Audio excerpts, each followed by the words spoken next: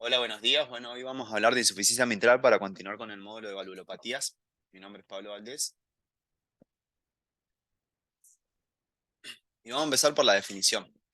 En primera instancia, la definición de insuficiencia mitral se origina a consecuencia de una anomalía, que podemos hablar que la anomalía va a estar a la altura de las válvulas mitrales, o sea, de las valvas de la válvula mitral, del anillo, de las valvas, de las cuerdas tendinosas, de los músculos papilares, o la válvula puede estar indemne y el problema puede estar en la pared ventricular. Y esta disquisición es muy importante porque es donde nosotros vamos a hablar de insuficiencia mitral primaria o secundaria, o orgánica y funcional, ¿sí? Y esta anomalía, ya sea en la válvula o en la pared ventricular, desencadena que la mala captación de justamente las estructuras valvulares desencadena un reflujo a la altura desde el ventrículo izquierdo hacia la aurícula izquierda, ¿sí? Y eso va a ser el principal problema de esta valvulopatía. Las etiologías, una las podría diferenciar en patologías, etiologías primarias y secundarias, y dentro de las secundarias, o en realidad entre agudas y crónicas, y las crónicas entre primarias y secundarias, perdón.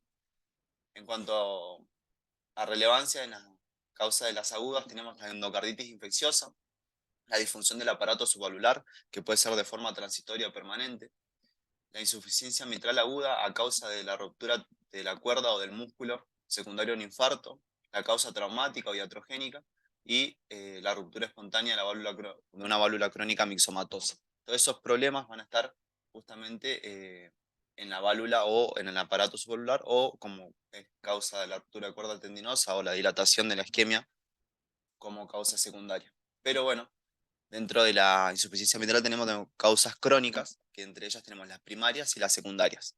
Para mencionar dentro de las primarias, tenemos la más frecuente y la que tendríamos que no olvidar nunca, es la degenerativa, el prolapso con compromiso mixoide, ¿sí? Es la causa más frecuente de insuficiencia mitral crónica y es una causa primaria, ¿sí? Y dentro de las causas primarias crónicas, también tenemos la enfermedad reumática. Causas secundarias tenemos la causa isquémica y la miocardiopatía dilatada, que podría ser de causa isquémica, pero también idiopática o reumática. ¿Sí? Cualquier causa que genere la miocardiopatía dilatada en el estudio de esta, e incluso la idiopática, ¿sí? Puede generar insuficiencia mitral por mala coadaptación de las valvas. Algo de la clasificación ya habíamos hablado. ¿Sí? Hay que tener en cuenta que la insuficiencia mitral se va a dividir o se va a subclasificar en insuficiencia mitral primaria, en donde orgánica o degenerativa, en donde la patología está causada por una anomalía en la de forma intrínseca de las válvulas mitral, de la válvula mitral. Y la secundaria o funcional está causada por enfermedades adyacentes a la válvula. ¿Sí? Tenemos una válvula indemne, en donde o el ventrículo izquierdo o el anillo mitral, o incluso en pacientes con fibrilación auricular crónica con una dilatación de la aurícula izquierda, desencadena la mala captación de las valvas y desencadena asimismo también una insuficiencia mitral. ¿Sí? Vamos a hablar que cada una de estas causalidades va a determinar que yo haciendo diagnóstico de qué es lo que provoca la insuficiencia mitral, me va a determinar cuál es la orientación terapéutica y si le podemos ofrecer algo de forma quirúrgica o de tratamiento médico. ¿Sí? Entonces uno se tendría que parar enfrente de este tipo de pacientes en donde nosotros nos dicen, recibimos un paciente que tiene sospecha de insuficiencia mitral, primero certificar el diagnóstico y luego continuar con la causa, la investigación de la causa, porque eso es justamente lo que nos va a determinar cómo proseguir. ¿Sí? Y a su vez también la podemos clasificar como agudas o crónicas. Aguda, la incompetencia súbita de la valva o el aparato subvalvular, vamos a ver eh, en el apartado de fisiopatología cómo no se desencadenan los mecanismos adaptativos. Lo que habíamos mencionado antes, la insuficiencia mitral primaria y secundaria, son dos enfermedades claramente distintas. Hay dos patologías dentro de una, ¿sí? La insuficiencia mitral primaria por un lado y la insuficiencia mitral secundaria por el otro. Son diferentes, tanto en la fisiopatología, en las causas, como ya vimos, en la evolución y en las consideraciones terapéuticas. Dentro de lo que dentro de la clasificación tenemos la clasificación de Carpentier, ¿sí? La clasificación de Carpentier nos va a permitir a nosotros ver cuál es el tipo de disfunción que tiene la válvula, ¿sí? La insuficiencia mitral puede estar desencadenada en una válvula con movimiento normal, que sería un Carpentier tipo 1. Un Carpentier tipo 2 es el movimiento aumentado de las valvas, ¿sí? Y el Carpentier tipo 3 tiene tipo 3A y tipo 3B. en donde el movimiento va a estar restringido, ¿sí? El movimiento restringido puede ser a la apertura, ¿sí? Como es en el tipo 3A, o en el cierre, como es en el 3B. Uno podría hablar que, como habíamos dicho, la insuficiencia mitral primaria y secundaria, el Carpentier 2 y el 3A principalmente son por trastornos primarios justamente de la válvula, y el tipo 1 y tipo 3B está causado por justamente válvulas normales, donde se produce remodelado del ventrículo izquierdo o del anillo. Ejemplos del 1, justamente miocardiopatía isquémica, miocardiopatía dilatada. Y ejemplos del 2 y del 3, podemos mencionar las enfermedades generativas como deficiencia fibroelástica, síndrome de Marfan, y tipo 3A y tipo 3B, enfermedad reumática, y nuevamente miocardiopatía isquémica y miocardiopatía dilatada, ¿sí? Justamente 1 y 3, causas con valvas normales, y el problema es adyacente a la estructura valvular, desencadenando la insuficiencia mitral, ¿sí? Entonces, a mencionar de Carpentier, uno podría ya, cuando a uno le dicen insuficiencia mitral con un Carpentier 2 o 1 o 3, uno podría ya orientarse en donde sea, hacia dónde va la causa de esa insuficiencia mitral. Y obviamente algo que no mencioné es que justamente esto nos permite también dar una orientación al punto de vista terapéutico que le vamos a dar al paciente. Acá lo que habíamos mencionado anteriormente, sí, solamente ejemplos y diferidos en insuficiencia mitral primaria e insuficiencia mitral secundaria con los subgrupos que nos ofrece la clasificación de Carpentier. Bueno, es muy importante en esta valvulopatía, como en todas las valvulopatías, entender la fisiopatología. ¿Por qué? Porque entendiendo bien la fisiopatología nos va a permitir nosotros pensar las manifestaciones clínicas, cómo yo voy a poder diagnosticarla y cómo yo voy a poder tratarla. Incluso si yo sabiendo cómo es la causa y cómo es la fisiopatología justamente, uno podría llegar a orientarse en donde los pacientes no van a tener un buen pronóstico o tienen un peor pronóstico a comparación de otro tipo de causas y otro tipo de fisiopatología. En primera instancia, lo que quiero remarcar con esta imagen de esta filmina lo que es el funcionamiento normal, ¿sí? El vaciado auricular, pasivo, activo, respectivas fases, el llenado ventricular en la fase diastólica, y posteriormente la fase eyectiva del ventrículo izquierdo, donde la competencia de la válvula mitral permite que el flujo vaya de forma anterior hacia la válvula aórtica y hacia la aorta y no se produzca un reflujo, ¿sí? Y a la derecha lo que vemos es justamente una visión de la válvula mitral en donde está su segmentación. Y esta segmentación cobra importancia, ¿sí? Porque vamos a ver que en el diagnóstico el estudio más importante es el ecocardiográfico. Y dentro de la ecocardiografía uno podría evaluar cada uno de estos segmentos y debería evaluarlo, ¿sí? Porque también nos podría orientar hacia la conducta terapéutica, y dentro de la conducta terapéutica lo quirúrgico, en donde uno podría orientarse hacia una reparación, y cuando pacientes que ni siquiera son posibles de reparación, para un reemplazo valvular, ¿sí? Entonces, en la válvula anterior y en la válvula posterior tenemos tres segmentos que se van a nombrar desde A1, A2, A3 y P1, P2, P3. ¿Sí? Prestar más atención, digamos, al segmento P2, que es el más frecuente. Hablando propiamente de la fisiopatología de la insuficiencia mitral, ya habiendo repasado lo que es la fisiología normal, uno tendría que ver que de izquierda a derecha, en la diapositiva, vamos a ver que la coaptación de las válvulas mitrales es normal, ¿sí? Con un cierre apropiado. Y después tenemos en esta justamente diapositiva, donde nos representa de forma esquemática la insuficiencia mitral isquémica y la insuficiencia mitral no isquémica, en donde una disfunción tanto regional como global nos, nos da como resultado una insuficiencia mitral.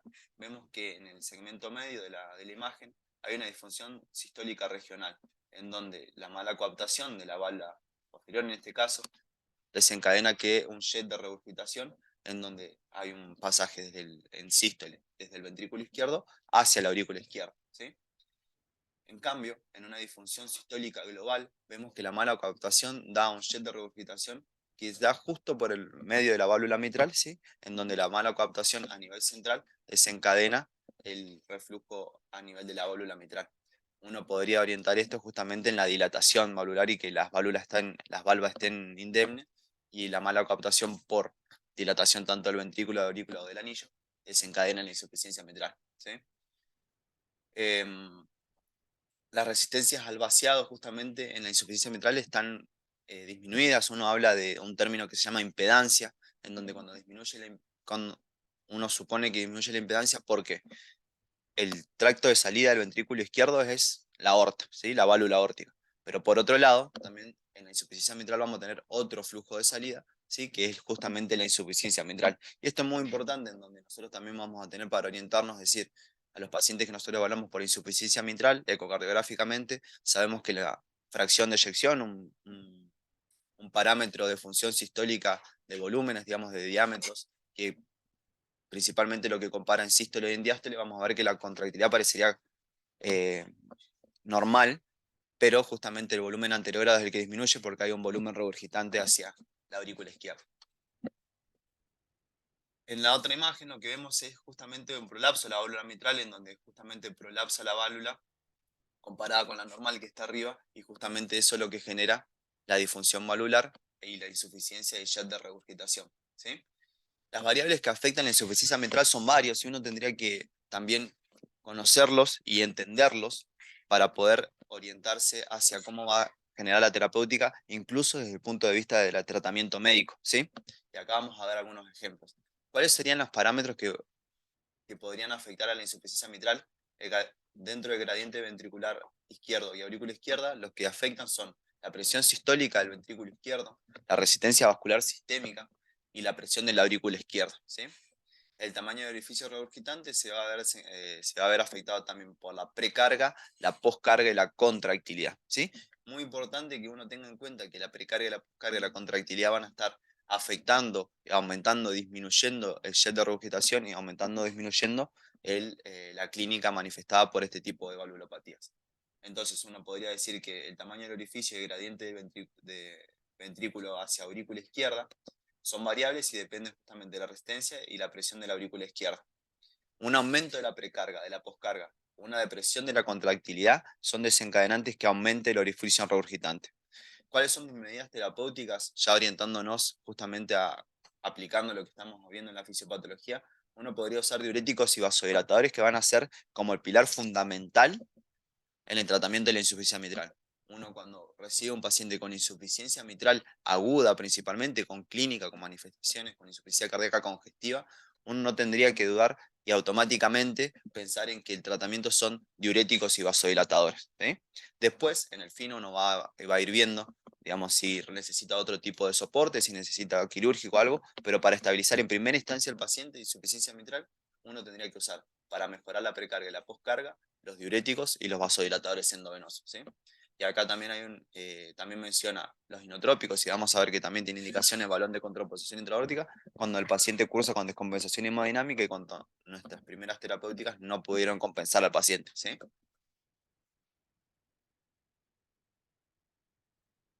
Una mención también sobre que la dilatación del ventrículo izquierdo aumenta la insuficiencia mitral, como hemos visto, y empeora la patología de base. Pero a mayor dilatación se forma como un círculo vicioso. Mayor dilatación, mayor descompensación de los mecanismos justamente que se desencadenan por la insuficiencia mitral y cada vez se va dilatando más. O sea, es una patología progresiva. Lo que vemos en esta imagen es justamente un ventrículo izquierdo con sus presiones y volúmenes normales, ¿sí? Y lo vamos a ir comparando en los diferentes escenarios clínicos de tanto la insuficiencia mitral aguda y crónica, y la crónica la vamos a dividir en compensada y descompensada. Acá hay un problema de volúmenes y presiones, eso es lo que venimos repasando. Entonces, lo que vemos es que de forma normal la presión de la aurícula izquierda es 10, el volumen eyectado total es 70, y justamente el 70 mililitros son el 70 que se eyecta, ¿sí? Volumen eyectado. Acá en este caso no tenemos volumen regurgitante. La fracción de sección del 58% y los volúmenes telediastólico de 120 y volumen telesistólico de 50. Vamos a ir marcando en cada uno de los escenarios para entender la fisiopatología cómo van aumentando o disminuyendo los volúmenes y cuáles son los que disminuyen y aumentan para poder entender por qué se desencadena justamente esta patología. En cuanto a la insuficiencia mitral aguda, justamente tenemos que, habíamos dicho hace un ratito, que en la insuficiencia mitral aguda lo que vamos a ver diferente a la crónica es que no se van a desencadenar mecanismos compensadores fisiológicos, mecanismos adaptativos que van a permitir al ventrículo y a esa aurícula, o sea, todo el corazón izquierdo, incluso el corazón derecho, adaptarse a las nuevas condiciones de carga y volumen, ¿sí? En la insuficiencia mitral aguda hay una noxa abrupta que se instaura, por ejemplo, una ruptura de un músculo papilar y genera la insuficiencia mitral. ¿Esto qué desencadena? Que aparezca un volumen regurgitante. Ese volumen regurgitante, ¿qué va a hacer? Va a aumentar las presiones en la aurícula izquierda y ese aumento en la presión en la aurícula izquierda se va a traducir en aumento de las presiones pulmonares, ¿sí? Desencadenando lo que nosotros vamos a ver como clínica, que es insuficiencia cardíaca congestiva y en última instancia edema agudo de pulmón. ¿Bien? Además, vemos que el volumen telesistólico disminuye, haciendo mención nuevamente justamente a que la contracción del ventrículo izquierdo, la impedancia disminuyó, o sea, la resistencia al flujo de salida disminuyó porque ahora tiene dos puertas, ¿sí? La presión en la aurícula izquierda aumenta, como habíamos dicho, el volumen eyectado total, si bien aumenta, tenemos que el 45, o sea, la mitad, se convierte en volumen regurgitado y el volumen anterior disminuye a 45, que habíamos visto anteriormente que rondaba más o menos en un teórico de 70 mililitros, ¿sí?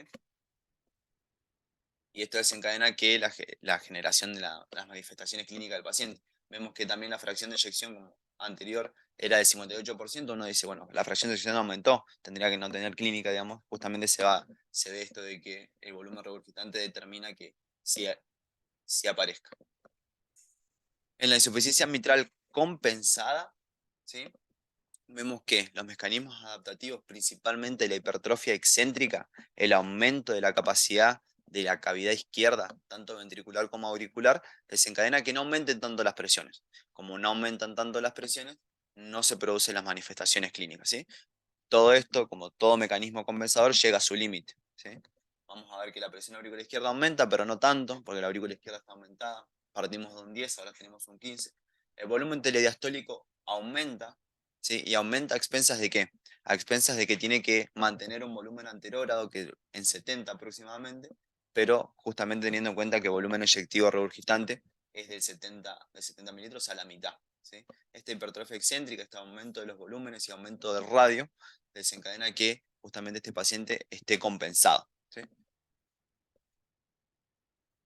Y como dijimos, todo mecanismo compensador llega a su límite y se desencadena justamente la insuficiencia mitral crónica descompensada, en donde quedamos a ver un escenario muy parecido a lo que veíamos en la insuficiencia mitral aguda, ¿sí? Aumento de las presiones auriculares, eh, disminución de volumen telesistólico y además el volumen eyectivo disminuye, siendo la mitad para justamente el volumen eyectivo anterógrado y la mitad para el regurgitante, y vemos que la fracción de eyección cae, ¿sí?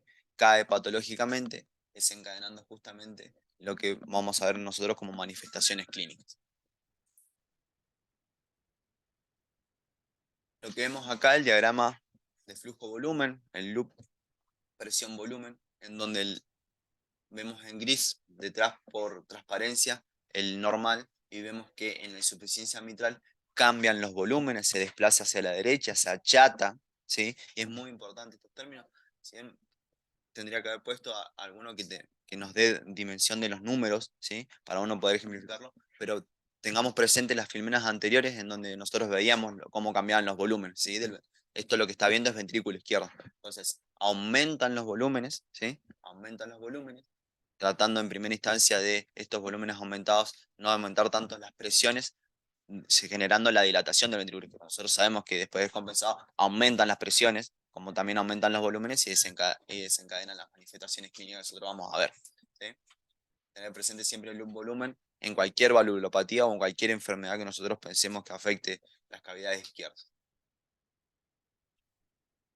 En cuanto a las manifestaciones clínicas ya, terminando con la fisiopatología, vamos a ver que es una patología que cursa asintomática, siempre pensando en la insuficiencia mitral crónica, cursa asintomática y progresiva mucho tiempo, ¿sí? Hasta que genera sus síntomas.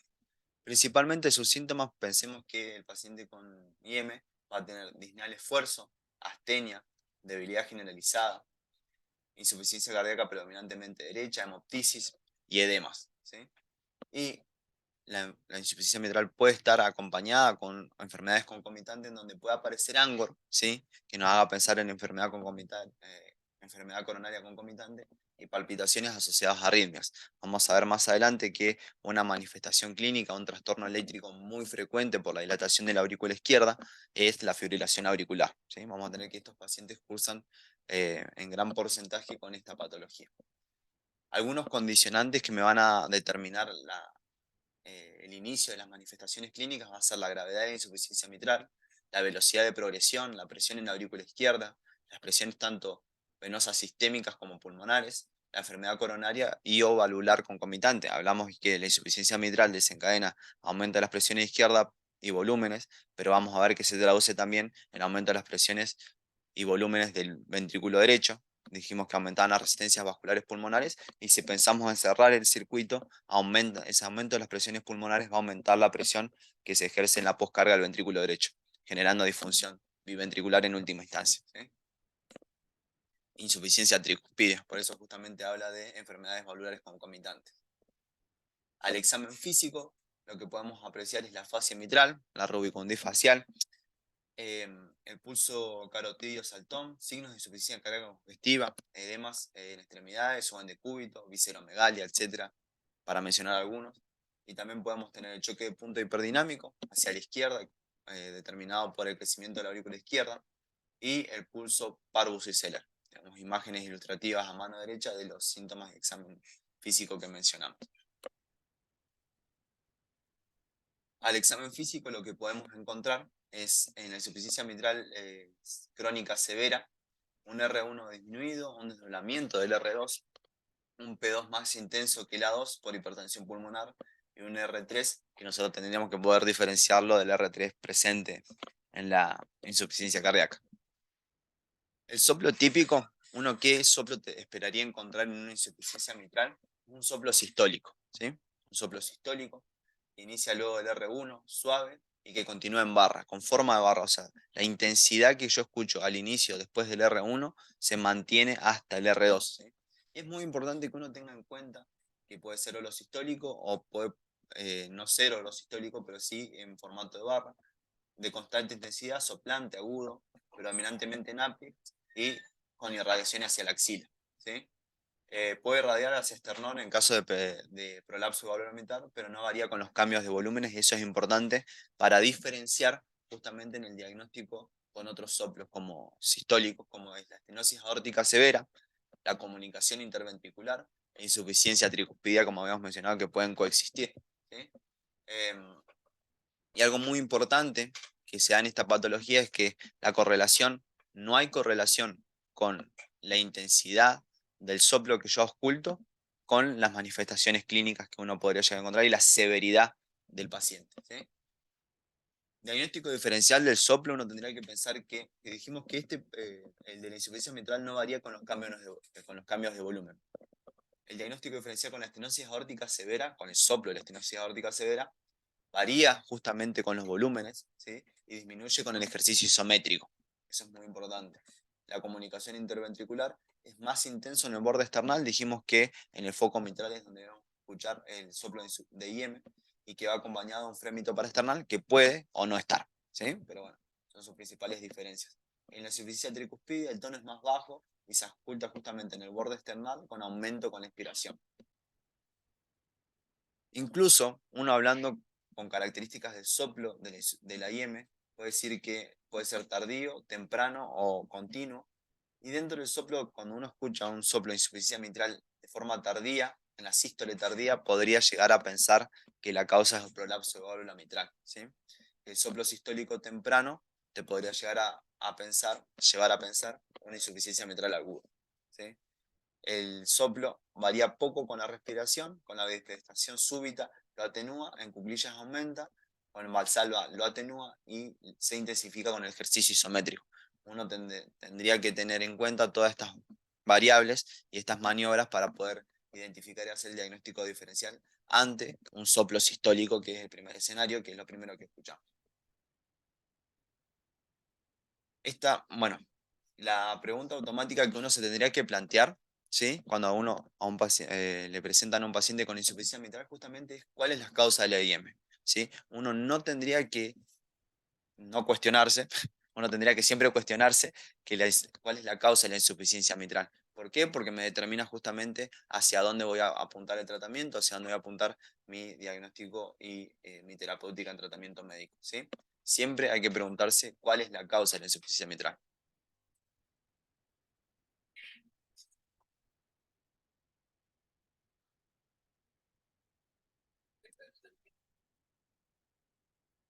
Bueno, continuando, vamos con el diagnóstico. Queda diagnóstico y tratamiento, ¿sí? Sin un buen diagnóstico no podemos implantar un buen tratamiento y es claro ejemplo la insuficiencia mitral. ¿Sí? En exámenes complementarios, lo principal que hacemos en primera instancia es electrocardiograma, radiografía, laboratorio. Dentro de la radiografía lo que podemos llegar a encontrar es aumento del índice cardiotorácico por aumento de cavidad izquierda, como habíamos mencionado, ventricular y auricular, signo de congestión pulmonar, como se ve en la radiografía ilustrativa, y en cada, algunos casos se puede ver la calcificación del anillo, ¿no?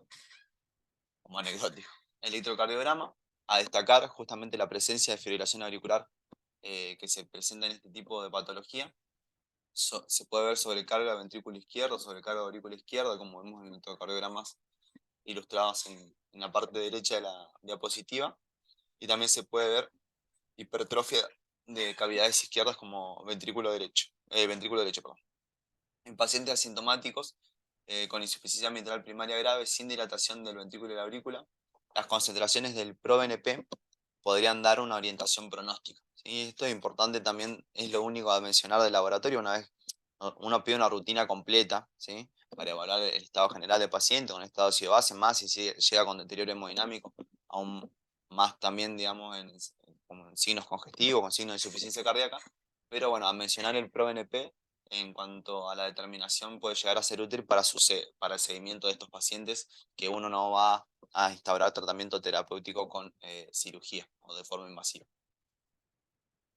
Como habíamos dicho, el gol estándar en este caso, la herramienta más útil, más accesible, es el ecocardiograma, en donde uno es la metodología de primera elección ante la sospecha de insuficiencia mitral y debe plantearse que los parámetros pueden ser para evaluar la insuficiencia mitral, son muchos, son varios, es una patología difícil de evaluar desde el punto de vista ecocardiográfico, por lo cual uno tendría que tener una mirada global tanto de la valva, de las cavidades, de las estructuras subvalvulares, y una mirada muy que incluya todos estos parámetros para poder determinar una insuficiencia mitral severa. Siempre van a haber discusiones, ¿es severa, es moderada, es severa, es moderada? Y más aún cuando uno plantea el contexto clínico del paciente. Ni hablar si el paciente tiene una cardiopatía isquémica, en donde vamos a ver qué es lo que, qué es lo que plantean como recomendaciones, ¿sí? Parámetros cualitativos, semi-cuantitativos y cuantitativos, ¿sí? Además de las dimensiones justamente que habíamos hablado, de la aurícula izquierda, el ventrículo izquierdo, y habíamos hablado también que la fracción de eyección determinada en el contexto de insuficiencia mitral está sobreestimada por justamente eh, existir una válvula incompetente, ¿sí? O un ventrículo aurícula dilatada. Uno tendría que también orientar justamente en un primer pantallazo hacia la etiología, en donde puede buscar rotura de la cuerda tendinosa, enfermedad reumática, prolapso de la válvula mitral, vegetaciones presentes sobre las valvas, dilataciones regionales o globales y la determinación de volumen telediastólico y telesistólico. La ecocardiografía con estrés permite evaluar los cambios de volumen mitrales, justamente que esto que habíamos dicho, que los volúmenes son dinámicos, dependen de la precarga y la poscarga, y el ejercicio isométrico, isotónico, ¿sí? Y las presiones pulmonares determinadas y las presiones por ecocardiograma durante el pico de ejercicio, y es particularmente útil cuando el paciente tiene síntomas discordantes con algún grado de insuficiencia en reposo. Uno está determinando ante la sospecha de insuficiencia mitral, ecocardiográficamente una insuficiencia mitral, hace diagnóstico cardiográfico y le da dudas sobre la clínica del paciente. El ecocardiograma con estrés podría ser una herramienta útil para determinar que el cambio de presiones y volúmenes desencadena justamente la clínica por la cual nos consulta el paciente. La fracción regurgitada, el volumen regurgitado y el ORE son de gran precisión y son parte de los parámetros que yo voy a tener en cuenta en la valoración ecocardiográfica. Aunque las dimensiones del ventrículo izquierdo y la fracción de eyección se emplean para guiar el tratamiento, hago un apartado, una mención especial con el strain longitudinal, ¿sí? Donde el strain longitudinal en estudios, en series analizadas, tiene alto valor pronóstico adicional hacia la evaluación del paciente, en donde además de la fracción de eyección y además de las dimensiones del ventrículo izquierdo, uno lo tendría que tener en cuenta como valoración pronóstica y ante la postura de una reparación valvular quirúrgica, o sea, un tratamiento invasivo, ¿sí? Además, se han propuesto también escalas como el MIDA, ¿sí? Para estimar la mortalidad, ¿sí? Dentro del MIDA, simplemente mencionar los parámetros como el diámetro de la aurícula izquierda mayor a 55, el volumen telesistólico del ventrículo izquierdo mayor a 40, son valores nuevos que se van a tener en cuenta en contexto de la evaluación de la insuficiencia mitral, ¿sí? En primera instancia, justamente, vamos a ver la evaluación morfológica de la válvula. ¿Qué vamos a ver? Si tiene calcificaciones, la ubicación de la lesión, el compromiso del aparato subvalvular. También se debe evaluar justamente las ventanas principales, es el apical de 4 cámaras, ¿sí? Y el paraesternal en eje corto, como también en el eje largo. Y las vistas utilizadas en el eco transesofágico, las más utilizadas, sí, vamos a ver que se usan muchas, es la gástrica a 0 grados, ¿sí? Y la sagital a 120 grados. Pero justamente nosotros habíamos dicho que las diferentes ventanas y las diferentes posturas del ecocardiograma, ¿sí? Nos van a permitir ver distintos segmentos. Y uno tendría que evaluar justamente, como habíamos dicho, todos los segmentos de la válvula para hacer una visión integral justamente de las válvulas de la mitral. Imágenes del eco transtorácico, ¿sí? Para externar eje corto, para externar eje largo, en donde justamente, por ejemplo, la D, lo que es el segmento A1, A2, A3, P1, P2, P3, y en el transtorácico para externar eje largo, uno podría evaluar A2, P2, A1, P1, moviendo el cursor, y A3, P3, ¿sí? Justamente para una evaluación de todos los segmentos. Y como habíamos mencionado, el transesofágico a 120 y a 0 grados, pero vemos acá que de forma ilustrativa está la válvula mitral en el centro y cómo en determinadas posturas uno podría evaluar los determinados segmentos. Por ejemplo, en el transgástrico evalúa A2, A1, A3, P1, P2, P3, justamente como un paraesternal eje corto, en donde ve todos los segmentos, ¿sí? El mediogástrico con la medición del anillo es la valoración más específica de esta visión, que puede ser a 0, a 140 o a 60 grados, ¿sí? Y en el transgástrico, en el eje corto, justamente también evaluar los mismos segmentos. Simplemente para saber, no para marearnos, pero sí, bueno, saber que la valoración con ecotrans esofágico me permite hacer una valoración con mucha más definición, más aún cuando tengo mala ventana acústica desde el transtorácico. Y recordemos que las válvulas izquierdas tienen mejor visualización por transesofágico y las válvulas derechas por el transtorácico, por una ubicación justamente anatómica, ¿sí? Metiéndonos en los métodos cualitativos, vamos a mencionar el Doppler color. Uno en el flujo regurgitante del Doppler color va a ver la excentricidad, la dirección en general del flujo, el volumen del flujo, el, el ancho del flujo regurgitante, pero esta evaluación no me permite hablar de severidad. Y es muy importante esto. Uno cuando ve un flujo simplemente le sirve para diagnóstico. Tiene diagnóstico de insuficiencia mitral. Yo por un método cualitativo, viendo el flujo Doppler, no puedo determinar si la insuficiencia mitral es severa o no es severa, ¿sí? Esto es muy importante. Eso a mencionar dentro de los métodos cualitativos. Entonces, yo apoyo el transductor, veo un flujo regurgitante, digo que tiene una insuficiencia mitral, veo las características de ese jet de regurgitación, pero no puedo hablar nunca en base a eso de justamente la severidad. En cuanto a los métodos semi-cuantitativos, a mencionar es la vena contracta, ¿sí? Vemos una imagen donde se mide la vena contracta y uno tiene que pensar que el concepto es todo volumen en donde se achica el lugar por donde va a pasar un líquido, ¿sí? Se achata, ¿sí? Como que se conglomera dentro de esa disminución del diámetro y después expande distal a donde está la obstrucción, ¿sí? La vena contracta justamente se mide ahí, ¿sí? Representa el menor diámetro del flujo regurgitante convergente y se suele medir en eje paraesternal largo y apical de 3 cámaras, ¿sí?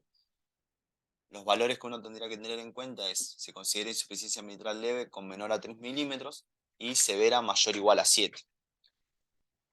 Entonces, esto sí a mencionar y a destacar uno cuando le hablan de insuficiencia mitral, cuando la vena contracta es mayor o igual a 7, tendría que pensar que la insuficiencia mitral es severa. ¿Sí? Los valores grises, entre 3 y 7, ¿sí? Se deberían cotejar con otro tipo de valoraciones, otras semicuantitativas y otras cuantitativas. Continuando con los métodos semicuantitativos, tenemos el Doppler pulsado del flujo mitral, el de las venas pulmonares y la curva de Doppler continuo. ¿Sí? El Doppler pulsado mitral muchas veces lo hemos medido en la guardia, ¿sí? Eso ya lo vemos, es algo que hacemos cotidianamente. La onda E, la velocidad máxima, es mayor a 1 en la insuficiencia mitral severa, siempre y cuando no exista concomitantemente la estenosis mitral. El Doppler de las venas pulmonares, tenemos una disminución de la onda sistólica en insuficiencia moderada y el flujo reverso en insuficiencia mitral severa. Así vamos a ver un flujo reverso. Y la curva de Doppler continuo, en caso de la insuficiencia mitral severa, es en contorno espectral es completo y denso, como vemos a la izquierda. Principalmente de esto no tenemos que quedar, justamente que la velocidad del flujo mitral es mayor a 1 y de la vena contracta mayor a 7, son los parámetros que uno tiene que tener en cuenta por severidad. ¿Sí? Y dentro de los métodos cualitativos tenemos el PISA, el área de superficie de isovelocidad proximal, que puede ser el más práctico en la práctica diaria, ¿sí? Explora la aceleración de flujo predecible dentro de la válvula mitral, que forma una hemisfera. Vamos a ver una imagen más adelante, donde vemos que esa hemisfera es justamente en donde cambia el color del Doppler en azul a rojo, y es en donde uno mide el área de superficie de isovelocidad, justamente el PISA. ¿Sí? El área regurgitante, el área de flujo regurgitante, perdón, se obtiene mediante el Doppler continuo y su medición es compleja. ¿Sí? Asimismo tiene relación directa con la severidad de la insuficiencia mitral. Hay una relación directa entre el aumento del orificio o el área regurgitante con la severidad.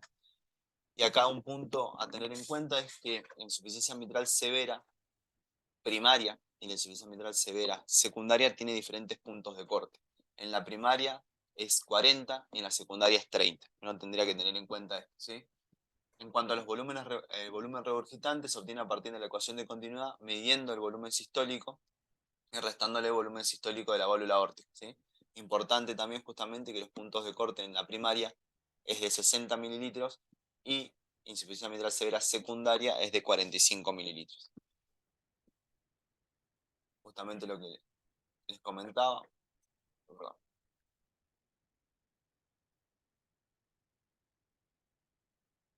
Para medir el piso, pero no sé por qué se sale. Y acá un resumen de la última guía de las mediciones en donde uno podría determinar, o los valores donde tendría que determinar la insuficiencia mitral severa, determinada por insuficiencia, por ecocardiograma. ¿Sí? A destacar de todo esto, ¿sí? Lo que venimos mencionando. ¿Sí? El ORE, mayor a 40 en la primaria, y puede ser mayor a 30 en la secundaria, elíptica del orificio regurgitante, el volumen regurgitante mayor a 60 perdón, en la primaria, y podría ser mayor a 45 en condiciones de flujo bajo, en la insuficiencia mitral secundaria, ¿sí? La fracción regurgitante mayor a 50%, y vemos que en ambas el volumen, perdón, estructuralmente el ventrículo izquierdo y la aurícula izquierda, ambos están dilatados en la insuficiencia mitral primaria y secundaria, ¿sí? Pero se determina que en la insuficiencia mitral primaria el volumen telesistólico mayor a 40, o el diámetro de la aurícula izquierda es mayor a 55. Y no especifica justamente en la insuficiencia mitral secundaria, pero bueno, también están las cavidades estas dilatadas. ¿Sí? Después, características de lo cualitativo, ya dijimos que los parámetros cualitativos no me permiten hablar de severidad, pero sí uno podría hablar de la densidad, el flujo, la excentricidad, el efecto Coanda, ¿sí? Otro tipo de parámetros. Y otro a mencionar acá es la vena contracta, mayor a 7 milímetros en ambas, ¿sí? Y mayor a 8 milímetros en biplano. Entonces, quedémonos con esos valores, quedémonos en el concepto de la insuficiencia mitral evaluada por ecocardiografía. Uno tendría que saber los valores de corte y conforme vayamos avanzando, determinar, afinar el tema de las mediciones y demás, ¿sí? Pero sin perder de vista que la insuficiencia mitral nos tiene que llevar a pensar, a evaluar la causa, la severidad y también los cambios morfológicos que se ven en la aurícula izquierda y el ventrículo izquierdo. Uno pensaría que en la insuficiencia mitral aguda los cambios, el ventrículo izquierdo y la aurícula izquierda podrían estar iguales, ¿sí? Normales, pero bueno, en la evaluación de una insuficiencia mitral crónica, uno tendría que tener cambios en estas cavidades, ¿sí? La resonancia magnética cardíaca, ¿sí? Podría ser una opción cuando el ecocardiograma tiene valores dispares, digamos, me está costando encontrar la severidad, o sea, determinar la severidad por medio de ecocardiografía, la resonancia cardíaca aparece como herramienta. ¿Por qué? Porque es el gol estándar para evaluar los volúmenes de la aurícula izquierda y del ventrículo izquierdo, ¿sí?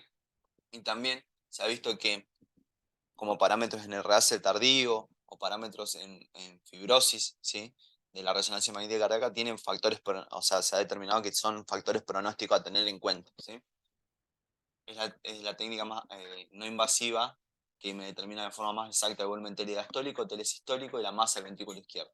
Y justamente esto de que mencionamos de la fibrosis miocárdica, y también es un parámetro a tener en cuenta en la valoración de pacientes sobre su riesgo de muerte súbita cardíaca y arritmias ventriculares, ¿sí? Imágenes de en qué imágenes se miden los volúmenes, ¿sí? Las distancias, el orificio regurgitante. Y para mencionar el área de succión o tainting, el área de succión se determina en la superficie más pequeña delimitada por los velos valvulares y el plano del anillo mitral durante la sístole. Se puede hacer en 2 cámaras y en 4 cámaras. Esto lo van a escuchar muchas veces, ¿sí? El área de tainting dentro de la valoración de la insuficiencia mitral, y por eso lo quería traer a mención para que sepamos de qué estamos hablando cuando nos mencionen esto. Las indicaciones de cateterismo, ¿sí? Un paciente con insuficiencia mitral que se evalúa por cateterismo tiene como principal objetivo confirmar la hipertensión pulmonar diagnosticada justamente por ecocardiografía cuando haya dudas, ¿sí? Y además, esto también se puede hacer, lo hemos visto nosotros que se puede hacer preoperatorio para determinar las funciones, para ver si es fijo o no. Bueno, esa es la discusión que habíamos tenido en clases anteriores, ¿sí? Y el cateterismo también en pacientes con factores de riesgo cardiovascular o cuando yo esté sospechando enfermedad coronaria concomitante, nos permite justamente establecer la misma, ¿sí? O sea, como prequirúrgico estaría indicado en pacientes mayores a 40 años o con factores de riesgo para enfermedad coronaria. Para englobar todo lo que hablamos hasta ahora, ¿sí? Una evaluación integral del paciente determina los síntomas relacionados con la valvulopatía, las etiologías, los mecanismos de el mecanismo de la valvulopatía, mencionando justamente el ecocardiograma torácico o el transesofágico, la tomografía o resonancia para esta evaluación. La gravedad de la valvulopatía con estos medios complementarios. Uno tendría que evaluar justamente la esperanza de vida del paciente, ¿sí? La esperanza de vida, la fragilidad del paciente. En ese contexto, plantear qué terapéutica le puede ser la más adecuada en cada caso en particular. Los recursos locales, ¿sí? No perder de vista y que eh, las además de las comorbilidades intrínsecas del paciente, hay que tener en cuenta las características de nuestro centro, ¿sí? La morbimortalidad que tiene nuestro centro con determinadas patologías y con el beneficio que superan, cuando los beneficios superan los riesgos, ¿sí? Las opciones de tratamiento, factores anatómicos y técnicos individuales, los objetivos del paciente, no perder de vista esto, justamente cuando son los objetivos del paciente en cuanto a expectativa de vida, a calidad de vida, a las opciones que el paciente prefiera, ¿sí? Nunca perder de vista, y en última instancia la decisión del equipo cardiológico con toda la información anteriormente mencionada.